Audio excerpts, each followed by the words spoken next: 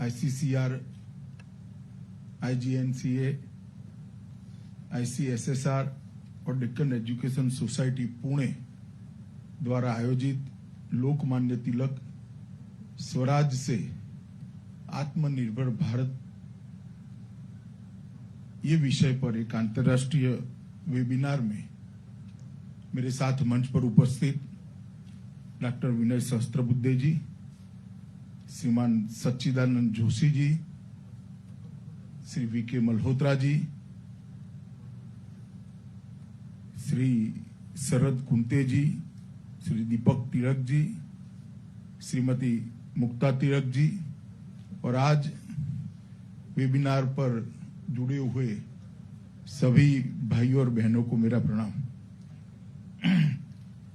सबसे पहले मैं लोकमान्य तिलक स्मृति दिन आज है, आज ही के दिन 100 साल पहले ये महान आत्मा हम लोगों के बीच से चली गई।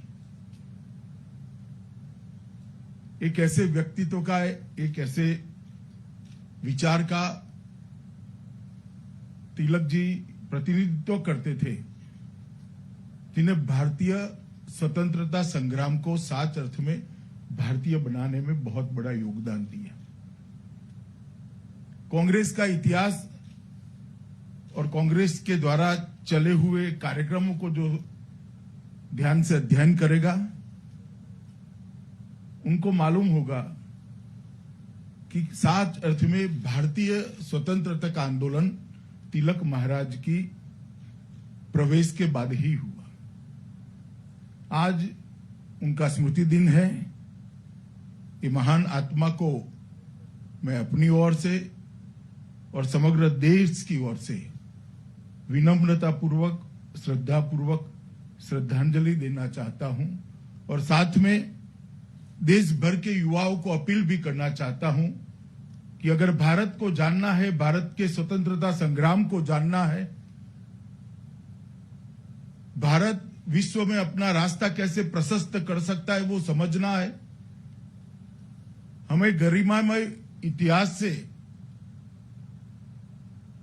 उसको साथ में रखते हुए भविष्य को किस तरह से संजोना है, उसका रास्ता समझना है, तो वो जरूर तिलक महाराज के जीवन का अध्ययन करें, उनके भाषणों को पढ़े, तिलक महाराज के कर्तृत्व को पढ़ने का प्रयास करें। यह रास्ता उनको आने वाले दिनों में नरेंद्र मोदी जी ने जो न्यू इंडिया और आत्मनिर्भर भारत की कल्पना दी है, वो कल्पना को चरितार्थ करने के रास्ते पर ले जाएगा। आज जब हम यहां पर खड़े हैं तब तिलक जी को 100 साल समाप्त हो रहे हैं उनकी मृत्यु को, मगर आज भी उनका व्यक्तित्व, उनका काम, उनका विचार और उन्होंने शुरू की हुई परंपरा आज भी इतनी ही रिलेवेंट दिखती है, इतनी ही प्रासंगिक दिखती है जितनी 100 साल पहले थी। यही बताता है कि वो कितने दूरदर्शी नेता थे, भारत को समझने वाला, भारतीय जनमानस को समझने वाला और भारतीय संस्कृति के आधार पर भारत की आजादी की और भारत की विकास की नींव कैसे रखी जा सकती है, उसका दिशा देने वाला एक व्यक्तित्व था और इसलिए आज भी इतने ही प्रासंगिक थे है जितने 100 साल पहले थे। और देश के युवाओं ने, मेरा आग्रह है उनको कि जरूर एक बार आप तिलक महाराज के जीवन कवन को पढ़ने का, उसका अध्ययन करने का प्रयास करिए। आपके जीवन की बहुत सारी दुविधाएं वहीं से समाप्त हो जाएगी और बहुत सारे आज के समय के लिए भी बहुत सारे नए रास्ते आपको खुले हुए दिखेंगे। तिलक महाराज, उनका व्यक्तित्व अपने आप में एक बहुआयामी व्यक्तित्व था। ढेर सारी उपलब्धियां होने के बावजूद भी कोई व्यक्ति जमीन से जुड़ा हुआ कैसे रह सकता है, सादगी को कैसे अपने जीवन का अंग बना सकता है, अगर वो देखना है तो तिलक महाराज के जीवन से ही देख सकते। लोकमान्य तिलक के जो ईश्वर दत्त मूर्धन्य बुद्धि प्रतिभा मिली थी, उसको वो अपने व्यक्तिगत जीवन में उपयोग कर सकते थे। उस जमाने के सबसे अच्छी से अच्छी सभी स्थिति को वो प्राप्त कर सकते थे, परंतु उन्होंने वो रास्ता नहीं चुना। समाज को जागरूक करना, समाज को देश के आजादी के आंदोलन के साथ जोड़ना, समाज को विस्मृत हो रही अपनी संस्कृति के साथ जोड़ना, स्वधर्म, स्वदेश और स्वदेशी की भावना के साथ जोड़ना, यही उन्होंने अपने जीवन का लक्ष्य बनाया। और आज उनके पूरे जीवन का लेखा जोखा देखते हैं तो इतना जरूर कह सकते हैं कि भारतीय स्वतंत्रता संग्राम को भारतीय बनाने का अगर किसी ने काम किया तो लोकमान्य तिलक ने किया, और इसीलिए वो जनता से जुड़े रहे और किसी ने नहीं दी ऐसी उपाधि, अपने आप ही इनके साथ जोड़ गई, लोकमान्य की उपाधि इनके साथ जुड़ गई।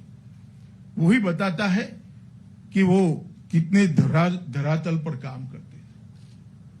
पुनेरी पगड़ी पहने हुए उनके व्यक्तित्व को आंख बंद कर कर देखते हैं, स्मरण करते हैं, तो अपने आप उनका एक वाक्य हमारे कानों में गूंजता है, स्वराज मेरा जन्मसिद्ध अधिकार है और मैं इसको प्राप्त कर कर ही रहूंगा।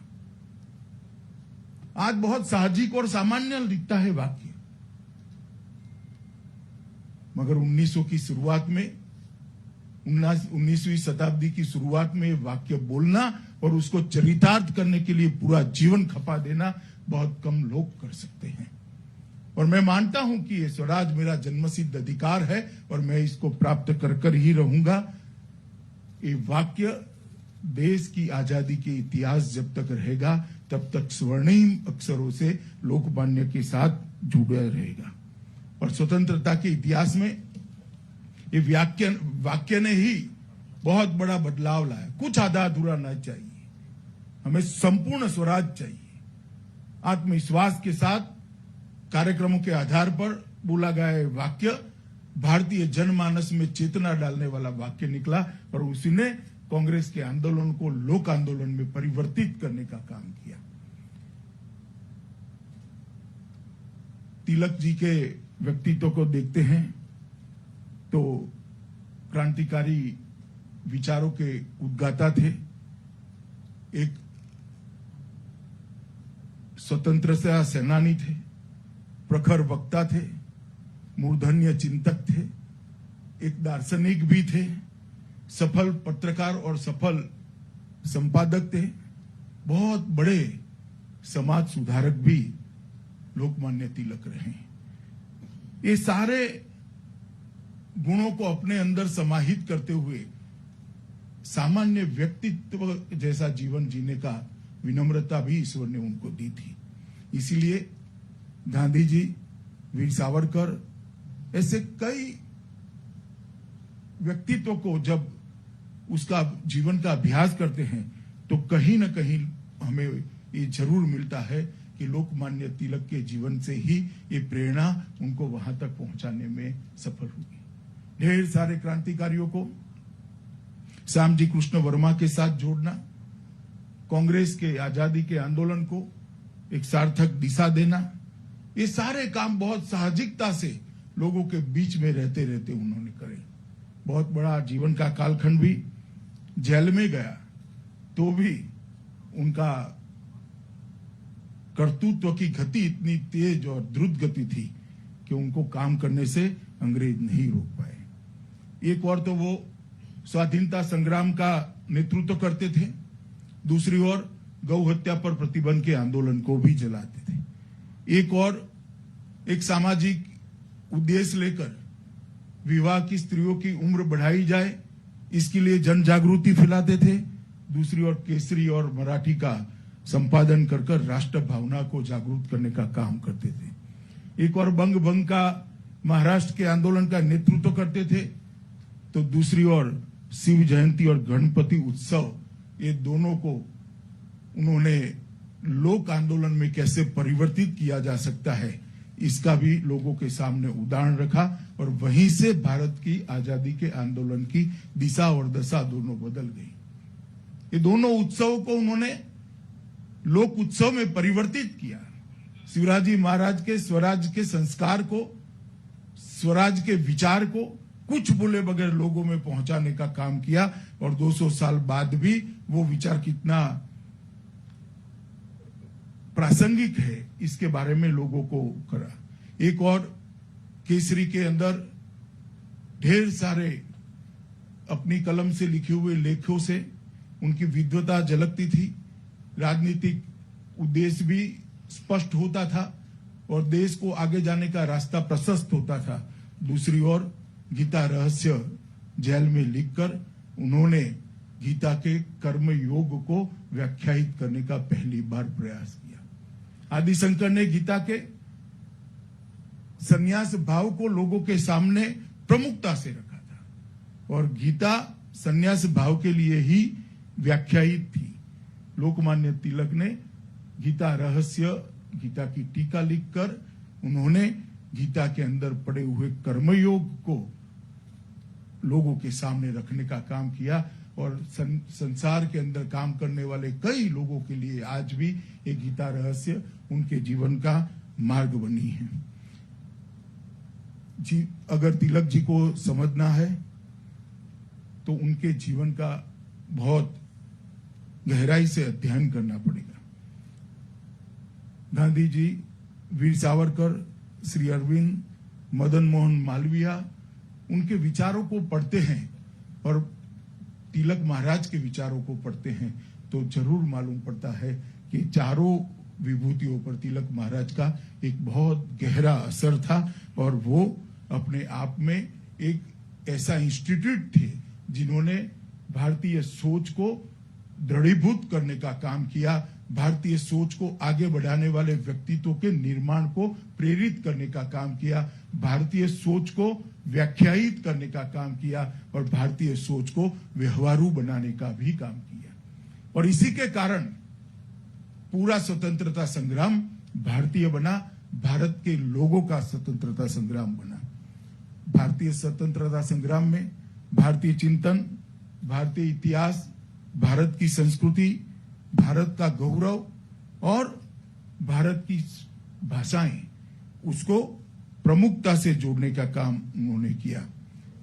विनय जी कहते थे, अभी विनय जी ने बताया, मैं अगर सच समझा हूं तो उन्होंने बताया कि गणेश उत्सव और शिव जयंती का उपयोग उन्होंने स्वतंत्रता आंदोलन को बढ़ाने के लिए किया। मगर मैं यहाँ तिलक जी का एक कोट पढ़ना चाहता हूं। सच्चा राष्ट्रवाद पुरानी नींव पर ही निर्माण हो सकता है। जो सुधार पुरातन के प्रति असम्मान की भावना पर आधारित है, वो सच्चा राष्ट्रवाद रचनात्मक कार्य नहीं समझ सकता। हम अपनी संस्थाओं को ब्रिटिश ढांचे में न डालें, ये सुधार नहीं है। सामाजिक तथा राजनीतिक सुधार के नाम पर हम उसका अराष्ट्रीयकरण नहीं करना चाहिए। तिलक जी का ये विचार और ये दृष्टिकोण था कि स्वराज का आधार ही हमारी संस्कृति होनी चाहिए, स्वराज का आधार ही हमारी पुरातन उपलब्धियां होनी चाहिए और भविष्य की जो चुनौतियां है उसको पार करने के लिए दुनिया में जो कुछ भी अच्छा है उसको भी स्वीकार करने के खुले मन के साथ हम आगे बढ़े, मगर जो पुरातन है हमारा अच्छा है इसका गौरवगान करना न भूले। उन्होंने इसीलिए देशवासियों में राष्ट्र प्रेम उत्पन्न करने के लिए व्यायामशालाएं, अखाड़े, गौहत्या विरोधी संस्थाएं देश भर में स्थापना की और गणपति उत्सव, गणेश उत्सव और शिवाजी जयंती इसके प्रमुख कारण है, प्रमुख प्रगटीकरण थे। आज जब हम यहाँ पर तिलक जी के व्यक्तित्व के बारे में सोचने के लिए, विचारने के लिए, उसमें से कुछ ग्रहण करने के लिए इकट्ठा हुए हैं, तब हमें ये समझना होगा कि वो भारतीय संस्कृति के अप्रतिम योद्धा थे और बंगाल विभाजन से पूरे देश में जो आक्रोश की लहर उठी, उसका नेतृत्व भी तिलक महाराज के पास आया। लाल बाल और पाल की त्रिपुटी ने देश की जनमानस को झंझोड़ कर रख दिया और फिर से उन पर एक ऐसा मुकदमा जड़ा गया जिसके कारण उनको लंबा समय ब्रह्मदेश के अंदर जेल में रहना पड़ा। तिलक महाराज के लिए राष्ट्रकवि रामधारी सिंह दिनकर कहते हैं, उन्होंने जो ब्रह्मदेश में गीता रहस्य लिखा, इसके लिए उन्होंने कहा, श्रीमद् भगवत गीता एक बार तो श्री कृष्ण के मुख से कही गई और हम जैसे लोगों के लिए भगवत गीता दूसरी बार उसका सच्चा आख्यान लोकमान्य तिलक ने हमारे सामने रखने का काम किया। दिनकर जैसी विभूति ने गीता रहस्य को जो आगे बढ़ाने का काम किया है, उसी से हमें मालूम पड़ता है कि इन्होंने कितना बड़ा काम किया था। छुआछूत के भेदभाव को, अस्पृश्यता को विरोध करना, उसके खिलाफ जागरूकता खड़ी करना, उन्होंने इसके लिए भी बहुत बड़ा काम किया। 1918 में बंबई में दलित जाति के सम्मेलन में तिलक महाराज ने कहा, यदि ईश्वर अस्पृश्यता को सहन करता है तो मैं ऐसे ईश्वर को सहन नहीं करता हूं। ईश्वर के ये स्वरूप को स्वीकारने के लिए मैं तैयार नहीं हूं। 1918 में इस प्रकार की बात करना, ये कोई साहसी व्यक्तित्व ही कर सकता है और इसका कमिटमेंट हर मानवी समान है, हर मानवी के अंदर ईश्वर का वास है। इसके प्रति एक अद्भुत कमिटमेंट के बगैर ये वाक्य किसी के मुंह से नहीं निकल सकता है। मुझे लगता है तिलक महाराज के इस अपने जीवन के इस व्यक्तित्व के इस पहलू को भी लोगों के सामने नहीं लिया। तिलक महाराज के ने शिक्षा के लिए भी ढेर सारा काम किया। महज 25 साल की उम्र में 1880 में न्यू इंग्लिश स्कूल नाम की संस्था बनाई और भी संस्थाएं उन्होंने इसके लिए बनाने के लिए जीवन भर वो काम करते रहे। 1884 में एक सार्वजनिक सम्मेलन आयोजित किया। उन्होंने शिक्षा की प्राप्ति हेतु दक्षिणी शिक्षा समाज नाम की संस्था भी बनाई और फर्ग्यूसन कॉलेज, जो बाद में फर्ग्यूसन कॉलेज के नाम से विकसित प्रख्यात हुई, उसकी भी स्थापना में उनका बहुत बड़ा रोल रहा। वो एक प्रकार से अनेक आंदोलनों में मजदूरों को जोड़ने में भी सफल रहे। जब मुंबई में टेक्सटाइल मिलों का जमाना आया था, तब बस्तियां खड़ी हो रही थी और मजदूर वर्ग को राष्ट्रीय आंदोलन में जोड़ने में भी उनका बहुत बड़ा योगदान रहा और उन्होंने लोकल इंडस्ट्री के बढ़ावे के लिए भी ढेर सारा काम किया। देसी उद्योगों को पूंजी मुहैया कराने के लिए पैसा फंड नामक निवेश फंड शुरू किया। एक दिन की सैलरी पैसा फंड में देने के लिए उन्होंने आह्वान किया। इंडस्ट्रियल परिषदों का आयोजन किया। माचिस का कारखाना, ग्लास फैक्ट्री, टेक्सटाइल मिल जैसे लगभग 600 से अधिक व्यवसायों को खड़ा करने में, प्रेरित करने में उनकी बहुत बड़ी भूमिका रही और ये स्वदेशी के विचार से जुड़ी हुई उनकी गतिविधि थी। और तिलक जी की ही प्रेरणा थी कि वीओ चिदम्बरम पिल्लई ने स्वदेशी शिपिंग कंपनी की स्थापना कर अंग्रेजी को चुनौती दी थी।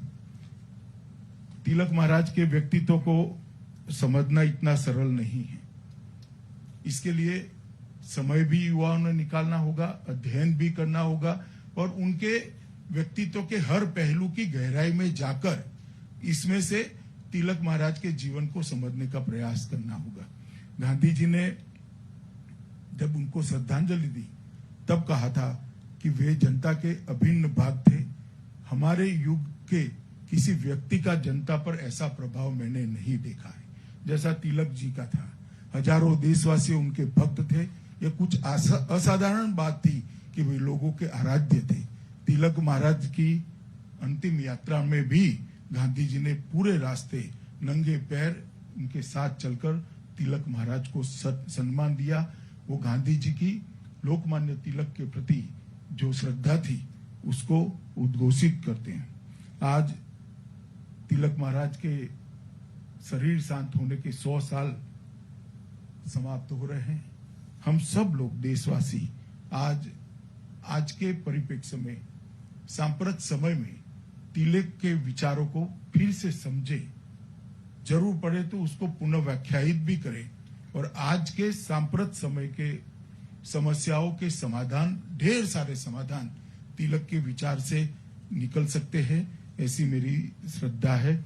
और मैं ऐसा मानता हूं कि जब जब स्वतंत्रता आंदोलन का इतिहास लिखा जाएगा, स्वतंत्रता आंदोलन की चर्चा होगी, तो हमारे सामने पुणेरी पगड़ी, सफेद धोती, सफेद कुर्ता, सफेद फटका और हाथ में छड़ी के साथ भारी भरकम मूछ वाला एक प्रभावशाली, एक मजबूत व्यक्तित्व उभर कर आता है और हमें बताता है कि लोकमान्य तिलक ने किस प्रकार से आजादी के आंदोलन को गति दी थी।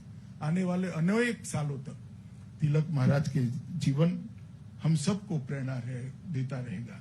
अपने मृत्यु के 100 साल के बाद भी प्रासंगिक रहना, अपनी स्मृति को लोगों के मन में, दिलों में, आत्मा के साथ जुड़े हुए रखना बहुत कठिन होता है। मित्रों, मरण और स्मरण, ये दोनों में एक आधे अक्षर का ही फर्क है। मरण मृत्यु होती है उसको कहती है, और कोई जीवन ऐसा जीता है कि आधा स इसके सामने लग जाता है, और तो मरण के बाद वो लोगों के स्मरण में चिरकाल तक जीता है। मुझे लगता है ये आधा स जोड़ने के लिए पूरा जीवन सिद्धांतों पर चलना पड़ता है, पूरा जीवन पतन लाए बगैर जीना पड़ता है, पूरा जीवन लोगों के लिए जीना पड़ता है, पूरा जीवन देश के लिए जीना पड़ता है, पूरा जीवन संस्कृति के लिए जीना पड़ता है, पूरा जीवन स्वधर्म और स्वदेश के लिए जीना पड़ता है। मुझे लगता है तिलक महाराज ने बहुत परिश्रम कर अपने व्यक्तित्व के बहुआयामी पहलुओं से जोड़ा, और इसी का कारण है कि आज हम उनको स्मरण कर रहे हैं, अनेक सालों तक करते रहेंगे। और मेरा नई पीढ़ी से बहुत विनम्र अनुरोध है, और मैं उनका आह्वान भी करना चाहता हूं कि आप तिलक महाराज को जरूर पढ़िए, बार बार पढ़िए। मेरा अनुभव है जितनी बार पढ़ोगे कुछ न कुछ नया प्राप्त करोगे, जो आपके जीवन को भी ऊंचाई देगा और आपके व्यक्तित्व को भी आकार देने में आपकी मदद करेगा। मैं आज जिस संस्थाओं ने ये एक दिन के पूरे वेबिनार का आयोजन किया है, उनको बहुत बहुत साधुवाद देना चाहता हूं कि आपने आज के दिन ये वेबिनार को आयोजित कर आत्मनिर्भर भारत का नरेंद्र भाई का जो स्वप्न है, उसको तिलक महाराज के विचारों के साथ जोड़कर देश की जनता को प्रेरणा देने का एक जो प्रयास किया है, वो स्तुत्य है, प्रशंसनीय है। आपने स्वभाषा का जो तिलक महाराज का जो अभियान था, स्वभाषा का तिलक महाराज का जो आग्रह था, कांग्रेस के अधिवेशनों में सब लोग उस वक्त भाषांतर की व्यवस्था न होने के बावजूद भी अपनी अपनी भाषा में बोले, इसका आग्रह वो करते थे। उसको नरेंद्र भाई अभी जो नई शिक्षा नीति लेकर आए हैं, उसमें संस्कृत और भारतीय भाषाओं को आगे बढ़ाने के लिए और इसके आधार पर देश की नए विकास का नक्शा खींचने का जो काम करा है, इसके साथ भी आज मुझे लगता है वेबिनार तिलक महाराज की सभी गुणों को आने वाले नए भारत की रचना के साथ जोड़कर मुझ जैसे कई कार्यकर्ताओं को, हजारों लाखों कार्यकर्ताओं को प्रेरणा देने का काम करेगा। इसलिए मैं आप सभी को बहुत बहुत साधुवाद देकर और फिर से एक बार लोकमान्य बाल गंगाधर तिलक महाराज की स्मृति में विनम्र श्रद्धांजलि देकर मेरी बात को समाप्त करता हूं। वंदे मातरम।